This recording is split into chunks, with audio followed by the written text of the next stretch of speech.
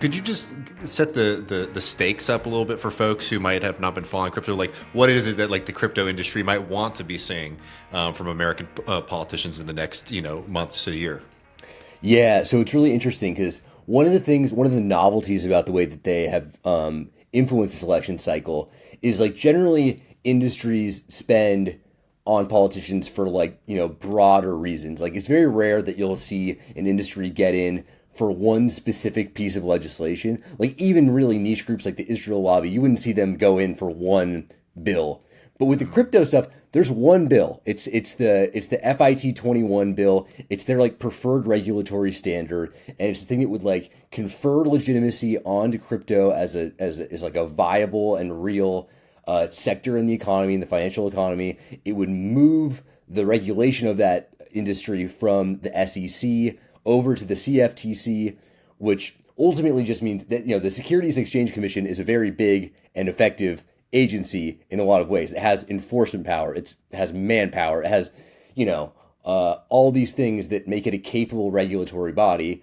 And if crypto is viewed as a security, which currently it is, then it's regulated by that agency. They hate that. They really don't want that. It's just too much oversight. It's too much scrutiny. And so they want to be regulated by the Commodity Futures Trading Commission, CFTC, which is much smaller, obviously does not have the manpower or the enforcement power or the history of wrangling an industry like that's this size.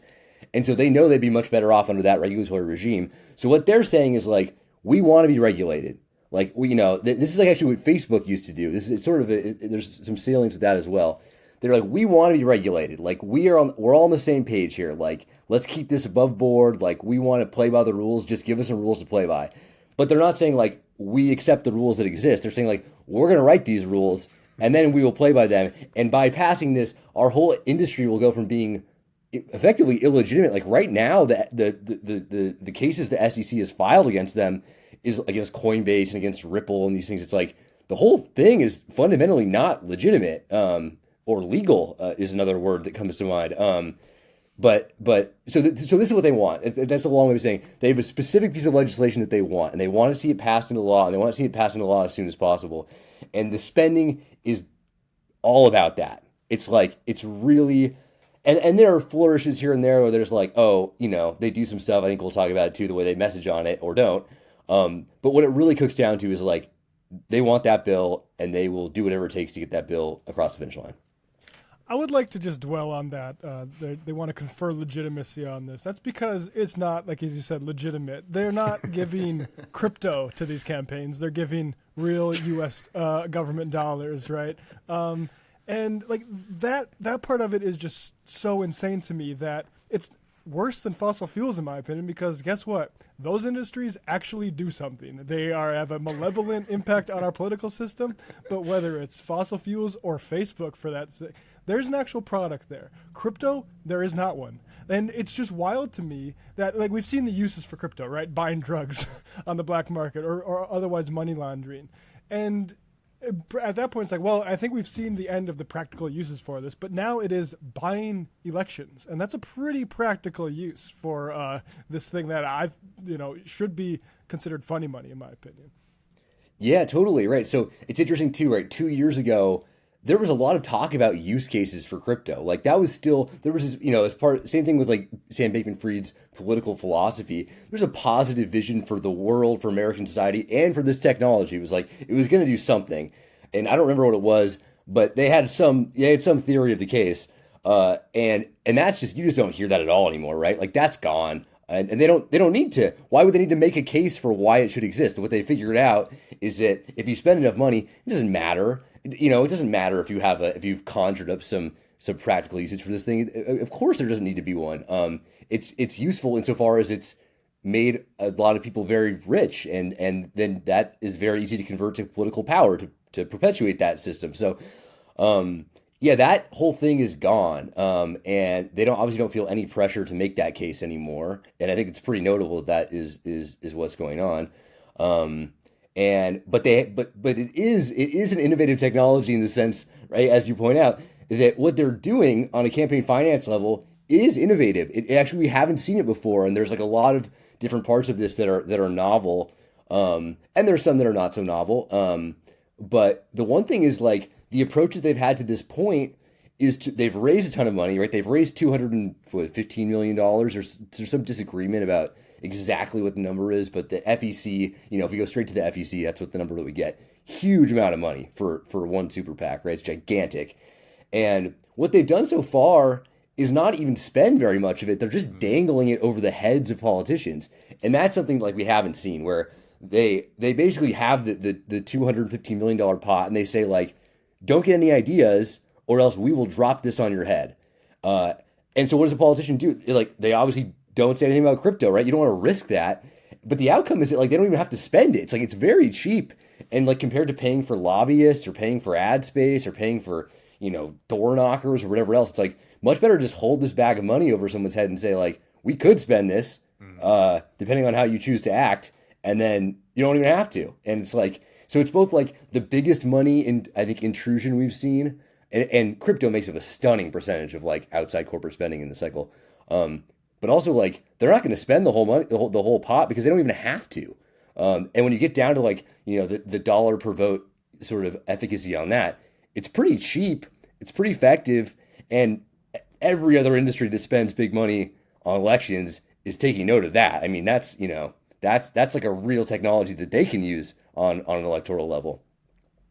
Yeah, I mean that's the thing, is it does seem to be like other reactionary forms of dark money. I mean, APAC, a model in general.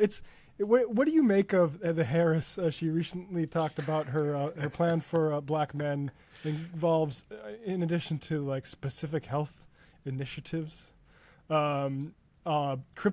I think a bailout, maybe. I don't know.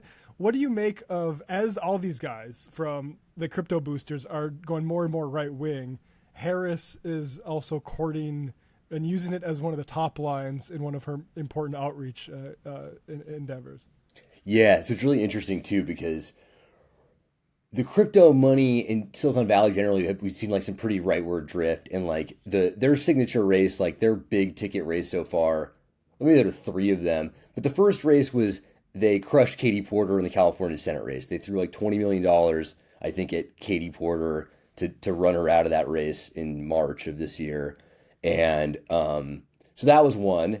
And then they threw a bunch of money at Jamal Bowman in that New York congressional race to get him out. Again, like, Katie Porter has like a little bit of a history of like financial regulation, right? Like she's from the Warren School of regulatory ambition. Like it sort of made sense that they wouldn't want her.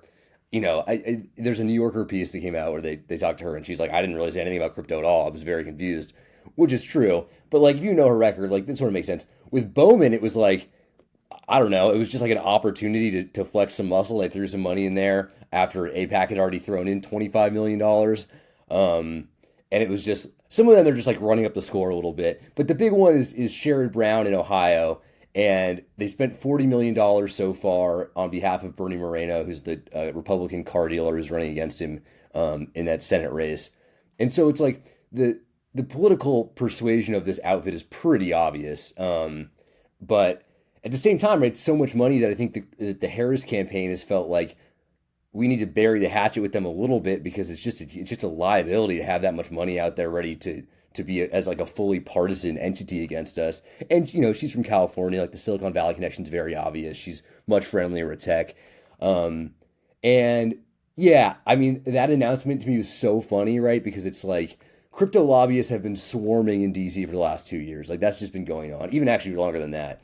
But then you have this massive political spend on, independent expenditure on campaigns as well.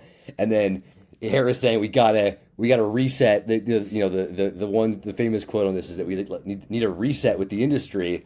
And then, a couple days after that, it's like our plan to do outreach to black men who are not coming along in terms of the polling with the Harris campaign is like number 3 was like safeguard crypto. It's a funny thing, because it's like you could read that and say, well, safeguard crypto assets, protect against whatever. It's like it doesn't obviously read as like this is a giant industry giveaway. It's only one sentence, but it's like if you know the context, all the spending, all the lobbying, what's in this bill, that like the way that the crypto lobby has talked about this initiative, It's really obvious what's going on there. And then that cynical gloss on it to be like, well, slightly more black men own crypto than any other demographic group, so this is actually us looking out for them. That's bad. It's hard to look at that with a straight face and be like, oh, great, like that makes perfect sense to me, and the context is irrelevant. It's like, you want to address that? How about postal banking?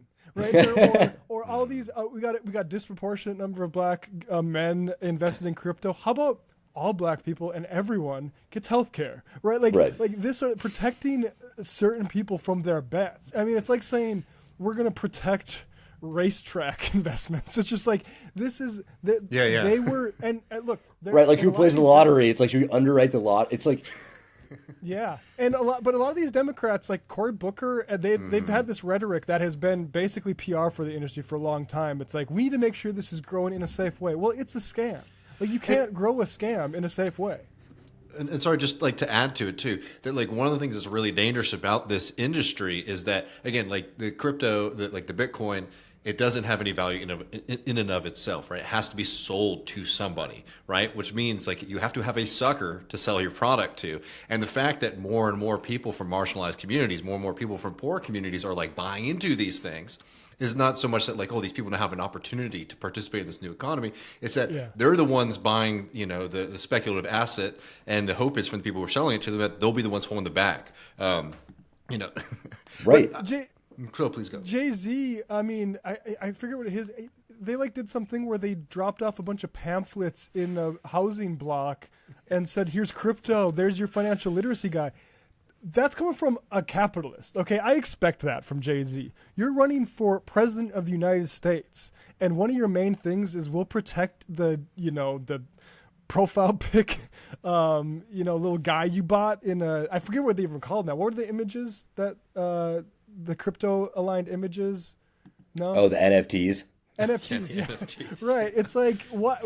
That is so insulting to me that's where we're at. But I mean, I guess this is a campaign that's ducking any kind of organized financial block as much as they can. So you shouldn't expect much from Harris. But it is really, I mean, I think maybe Biden was slightly better just because he's so old and can't, like, the fuddy-duddy, like, can't be open to it. But it's one thing that is a pretty bad sign of a potential Harris administration. Yeah, it's just really interesting. And I mean, I think, right, the one thing that's like worth saying is that if you're going to be afraid of like any sort of like corporate money outfit in this cycle, it is crypto. It's like, I don't know if this is exactly to the moment updated, but it's like a few weeks ago, it was like 44% of all corporate money from this election cycle came from the crypto industry. Like, it's a massive number. It's like Koch Industries is like number 2, and we all know about like the incredible benevolence and influence of the Koch brothers and their whole political spending operation. Is such a distant second. They put in $25 million. Crypto is in for 274, or no, they're in for 120 of the 270 that have been spent so far, and they have more that's on the sidelines. It's like it's so much money that it sort of makes sense. You can't really ignore it. But of course, you can also say like there are just it's so funny because, like, is there a crypto voter? Of course there isn't, right? Like, it's an insane thing to be like, well, this is a really important demographic we have to have. And the funny thing is that exact sentence is what the industry has put so much money into, is like trying to convince politicians that there is such thing as a crypto voter, and they know very well that there isn't one. And I think everyone is aware of that, but it's like, when there's that much money, it doesn't really matter what the facts are. Like, it's the same thing with the use case. It's like, well, is it plausible? Is it so objectionable that you can't even spit it out? Probably not. And therefore it's like, well, that plus money equals legitimate. So, or you have to take it seriously.